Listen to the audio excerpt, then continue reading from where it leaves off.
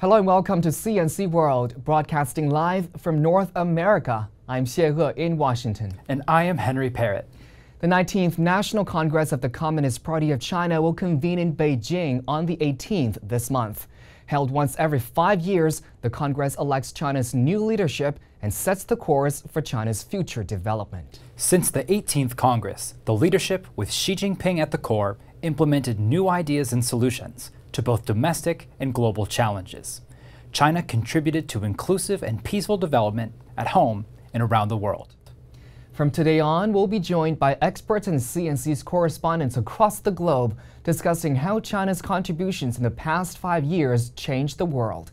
And in today's episode, we focus on China's foreign diplomacy, and we are joined by Li Cheng, director of John Thornton China Center at the Brookings Institution in Washington; Einar Tengan, current affairs commentator in Beijing; Lenny Montiel, senior UNDP official, formerly the UN Assistant Secretary General for Economic Development; and our correspondents, Jin Jing from London and Ruth Guerra from Nairobi. Thank you all for joining us. And before we get into it, let's look back at China's diplomacy since the last CPC National Congress. Since taking office in March 2013, President Xi Jinping has made 28 foreign trips to 56 countries and major regional and international organizations across 5 continents, spending 193 days on foreign visits. Over the past 5 years, China's diplomacy has offered Chinese solutions to global challenges. Led by Xi, Chinese foreign policy has focused on many key aspects, including mutual agreements, globalization, peaceful solution, and building a community of shared future for mankind. And this approach has garnered praise internationally, particularly from other developing countries. They appreciate their stronger voice and their greater involvement on the world stage. And there's no better example of this than the Belt and Road Initiative, a China-led project rejuvenating infrastructure and trade networks around the world. Responding to the call of our times, China is fully committed to peaceful development and win-win cooperation. We're now joined by Li Cheng, director of John Thornton China Center at the Brookings Institution. So, Mr. Li Cheng, China has put forward a number of diplomatic theories in recent years: a common destiny for mankind, the Belt and Road Initiative, and promoting peace and development. So my question is, what influence is all this having on improving global governance? Well, during the past 5 years, China emerged as the second largest economy in the world and the second country whose GDP surpassed $1 trillion. So China's weight on the economic front is really quite remarkable. Many countries, many business firms look at China very, very carefully. China naturally moved to the center of the international political economy. This is evident in the Davos Economic Forum, in G20 meeting in Hangzhou, in One Belt, One Road Summit, and most recently, the BRICS meeting in China. So Xi Jinping, delivered important speeches in all these areas, and particularly on One Belt, One Road initiative. This is a gigantic infrastructure project, and which will be extremely important, not only for China's neighboring countries, but also for countries in South America, even in Africa. So I think that you see the strong influence and the potential great impact of China's economic development and its right emphasis on infrastructure cooperation. And that was Mr. Li Cheng, director of John Thornton China Center at the Brookings Institution. Mr. Li, thank you for your time. The Belt and Road Initiative is the signature project of China's foreign policy over the past 5 years. So how is this initiative changing people's lives around the world? Let's take a look.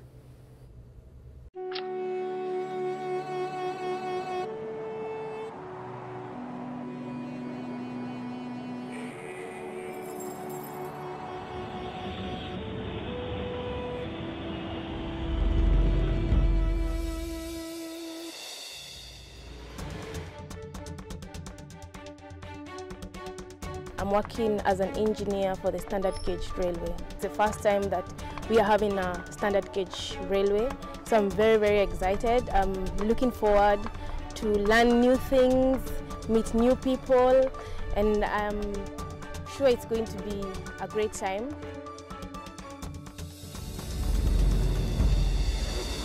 Древний шелковый путь проходил через территорию современного Казахстана. Сегодня многие казахстанцы знают, что такое инициатива «Один пояс, один путь».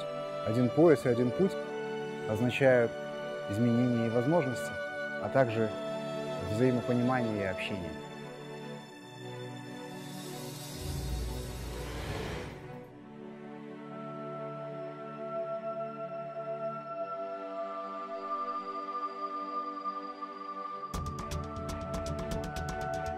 رغم الحرب بسوريا نعمل بصناعة الصابون ونصدره إلى الصين.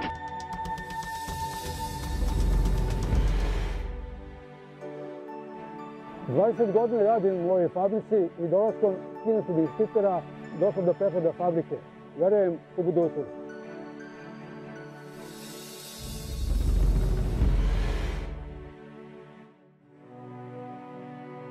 In Bangladesh, there are hundreds of rivers, but there are not enough good quality bridges. We use a ferry to cross these rivers, and every year there are many accidents happen. Chinese company helping us to make this Padma bridge. We Bangladeshi people call this bridge our dream bridge.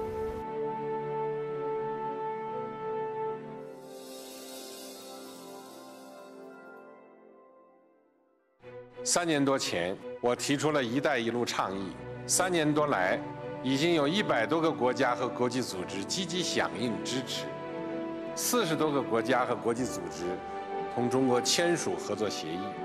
"一带一路"的朋友圈正在扩大，可以说"一带一路"倡议来自中国，但成效惠及世界。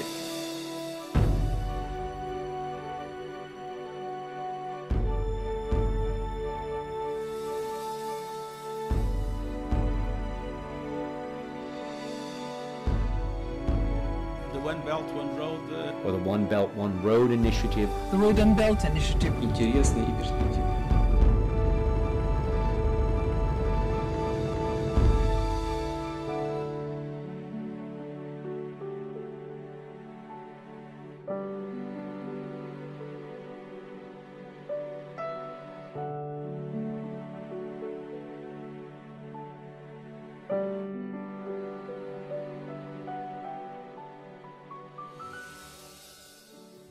Mr. Einar Tengan is joining us from Beijing. Einar, thanks for joining us.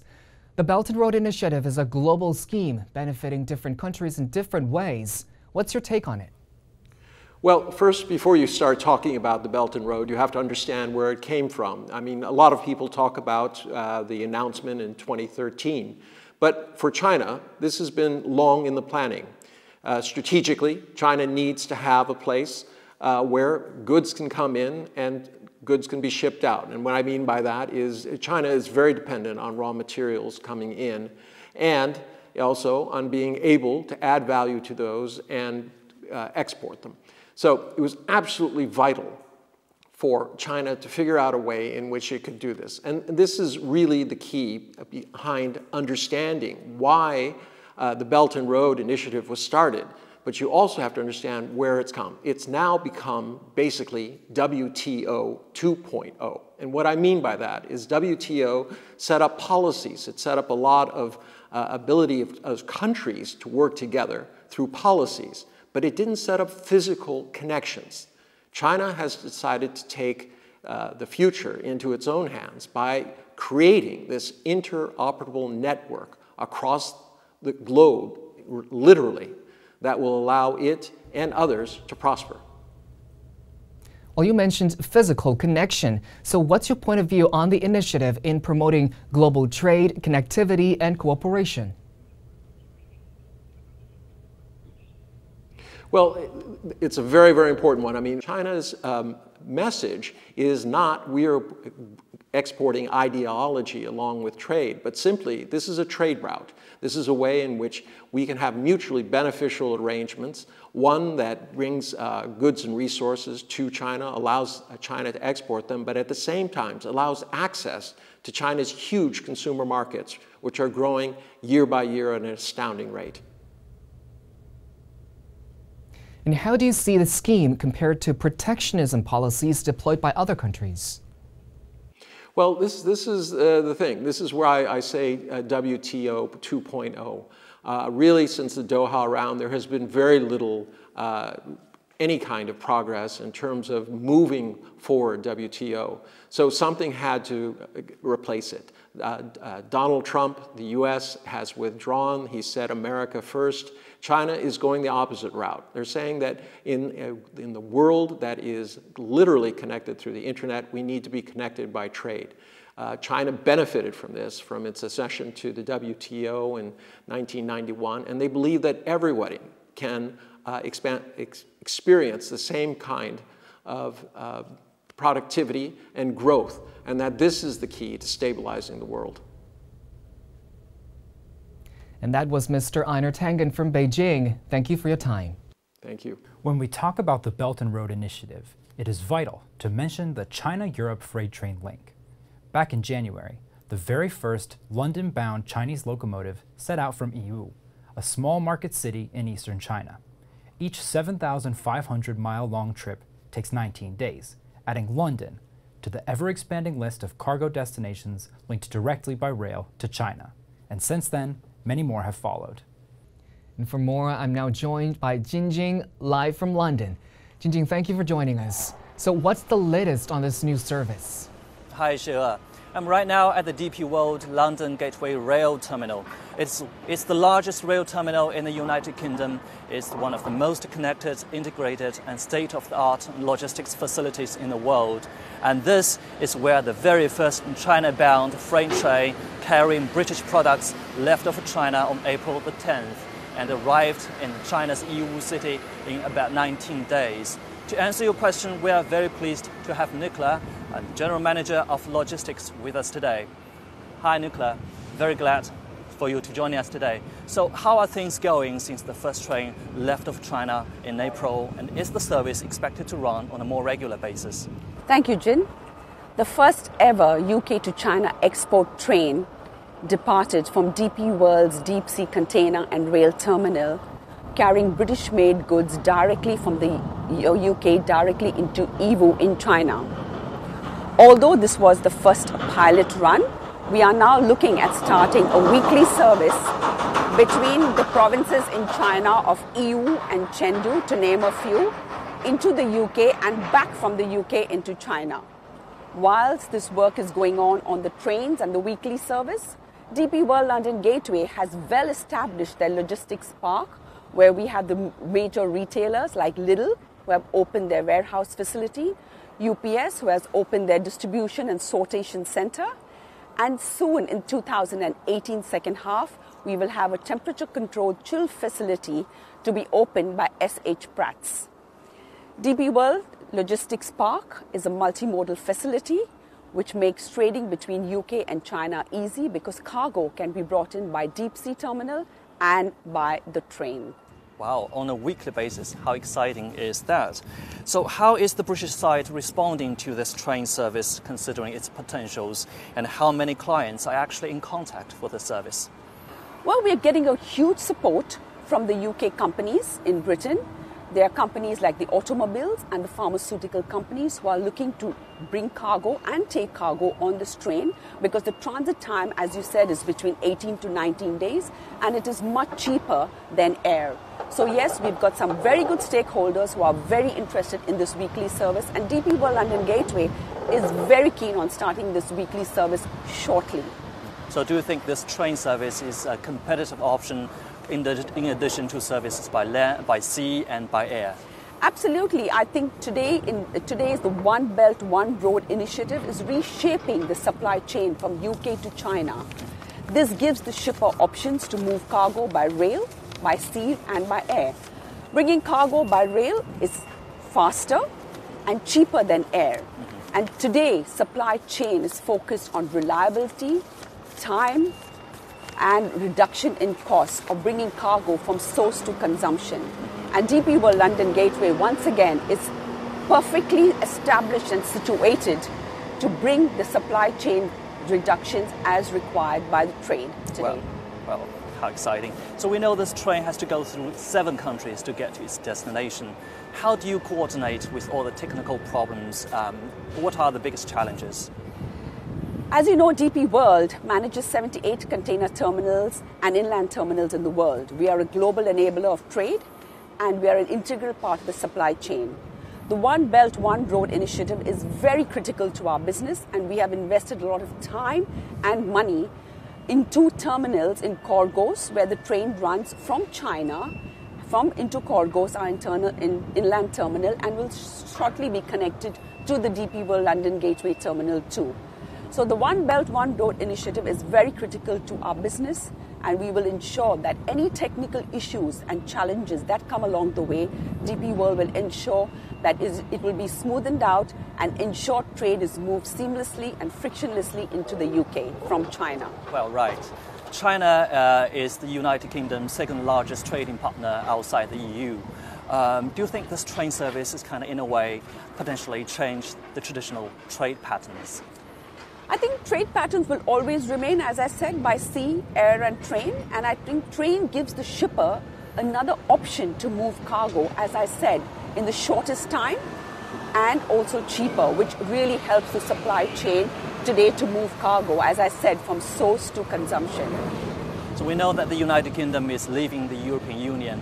Do you think this train service, the Belt and Road Initiative, and also DP World, can help the UK forge new trade relations with China and the rest of the countries along the route? Where we are standing here today is DP World London Gateway, largest container terminal and rail terminal and the logistics park in the UK. As you see, we have invested a lot of money into this terminal. In our logistics park, we are well established to attract manufacturers, retailers and suppliers to create bespoke solutions to build warehousing and to increase their supply chain trade from China to the UK, making the sea cargo and the rail car to move seamlessly and frictionlessly. We are approved customs location to bring in the One Belt, One Road trains from China, and we are looking forward to doing this train and sea freight to work swiftly and easily from the UK to China and back. Okay, thank you, Nicola. Thank you very much for joining us. So looks like we're going to have more trains, more regular trains coming here and heading back to China quite soon, even very, very likely on a weekly basis. And this train has huge potential, not just in strengthening ties between China and Europe, but also potentially shake up global trade patterns as well. Back to you, Xie. And it's good to see the trade patterns extended for the UK. And that was our correspondent Jin Jing from London. Jin Jing, thank you. Under the Belt and Road Initiative, railway services were not only introduced to Europe, but also to Africa. For many Africans, the Belt and Road Initiative is already a familiar concept in their lives. The Mombasa-Nairobi Railway, the latest in a line of major infrastructure projects, was completed in May this year.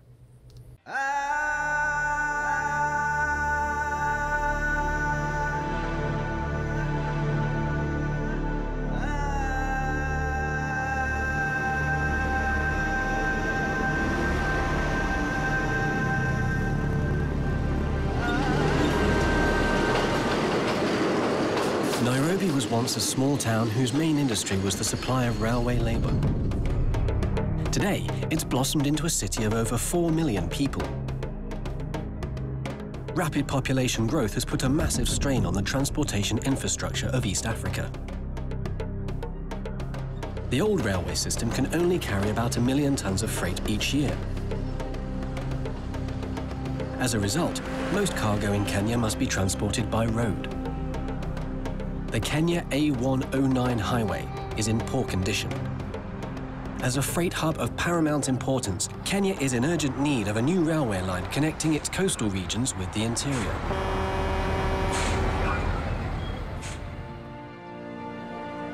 In August 2009, Kenya Railways agreed to cooperate with the China Road and Bridge Corporation to construct the Mombasa-Nairobi standard gauge railway.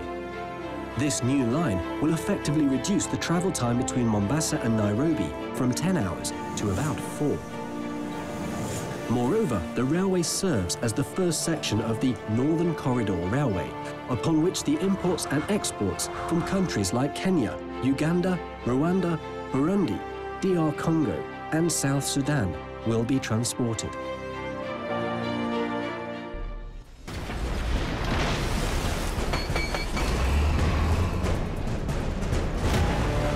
In the birthplace of humanity, Kenya is undergoing its largest ever infrastructure project.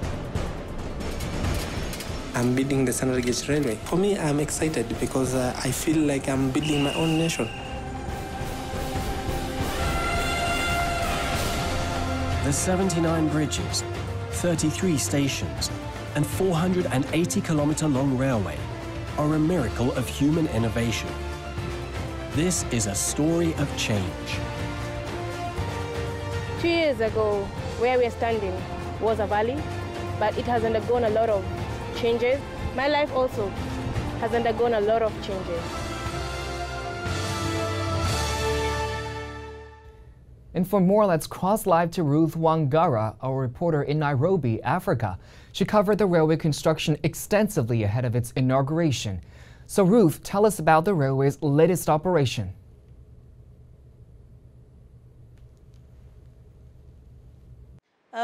Thank you, Sheu. Now, as you know, the SGR, when it was inaugurated, it caused a great stir and a lot of excitement among the Kenyans. So, as you can imagine, every day the operations are that the daily train is fully booked every day. So, from your interviews, how are people reacting to the new railway? How has it changed their lives? Okay, so there are two types of people that I have interviewed from the inception of the railway construction to the inauguration. They're the people who got a chance to work on the SGR, and then there are the passengers. Well, as you may know, the construction of the SGR brought with it 40,000 job opportunities, which was a big thing for this country. I actually remember interviewing one of the people who now work for the SGR. He told me that he graduated from one of the biggest universities in this country as an engineer, but couldn't find employment and resulted to selling selling bus tickets and taxis, which is not usually done by people of his education level in this country. But because he had no choice, he had to do this job. And when the SGR construction started, and they called out for people to go and work there, he got an opportunity. And this for him was such a big break, because for so many years he had stayed without having some form of formal employment. And actually, if you watch the documentary, you will see that he's one of the engineers who helped to make sure that the railway line is okay and it has no mishaps or anything that can cause any accidents. Also, there is one person I can remember who was a farmer, and as he got a job later working with the SGR, his life improved so much, and he was able to start a business of a hair salon for him and his wife, making life so much better for their children. So for them, this is a big break, and for this country, it's a big thing when most of the people, most of the youth actually get job opportunities. Top of my mind is a child called Isaiah and his other Maasai children, who before this had to go very far to go to school. But the China Road and Bridges Company actually built them a school very near, almost 100 or 200 meters to their homes, and put for them proper desks, electricity, and anything that is needed, books, stationery that they needed for learning. And to them, it was a good thing. And they wanted to know more about this SGR. They wanted to know more about the Chinese people. They got to learn different cultures as they interacted with some of the Chinese employees that work for the China Road and Bridges Corporation. And for them, that was a good thing. The exposure was good and they were excited, they were happy. And for some of the children, they even got new dreams. Some of them told me that they wanted to now to work in the future in the train as locomotive drivers, as customer care service ladies, as ticketing people, because most of the Maasai children before were not really exposed to this kind of life. And the most touching part for me, because I have done stories in parts of Kenya where people walk up to 5 kilometers to get water, just as was the case with this Maasai village near the SGR.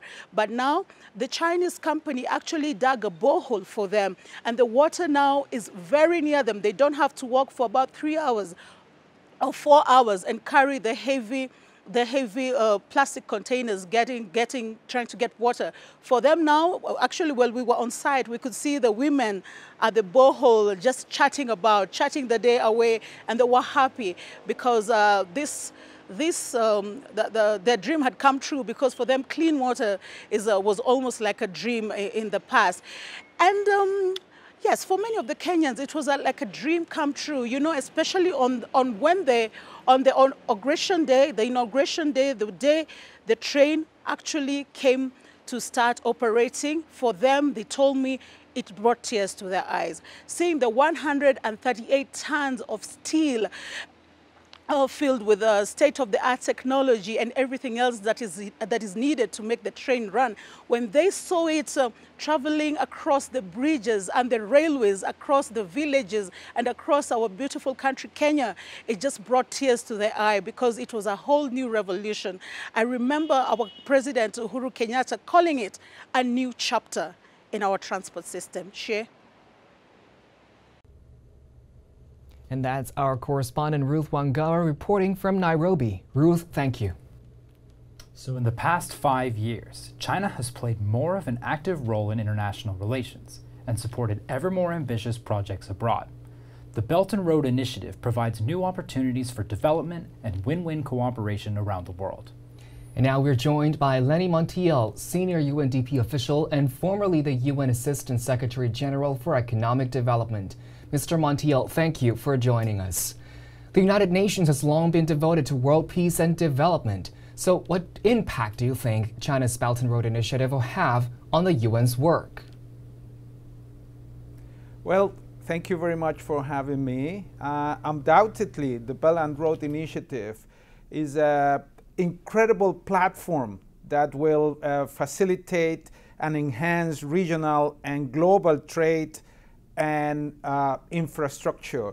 Consequently, Belt and Road Initiative will be connecting more than 100 countries and a large amount of international organizations in its efforts.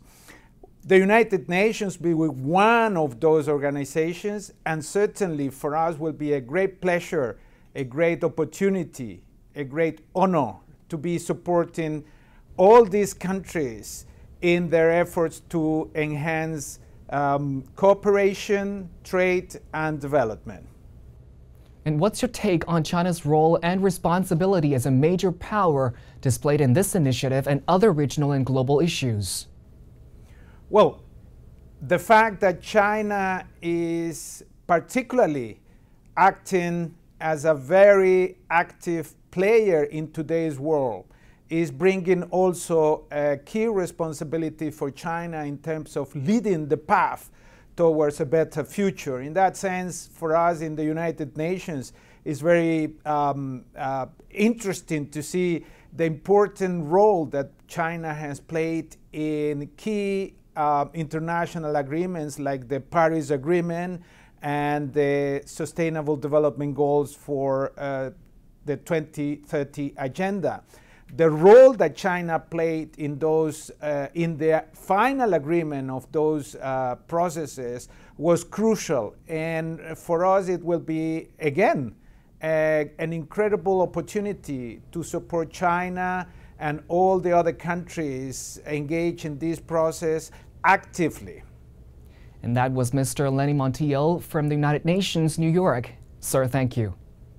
In the past 5 years, China has played an active role in building a new type of international relations. China's commitment to peaceful development and win-win cooperation provides the answer to the call of our times. And that's all for today's special coverage of CPC's 19th National Congress. Stay tuned to CNC for more of the latest news and headlines from around the world. I'm Xie Ge in Washington. And I'm Henry Parrott. Bye for now.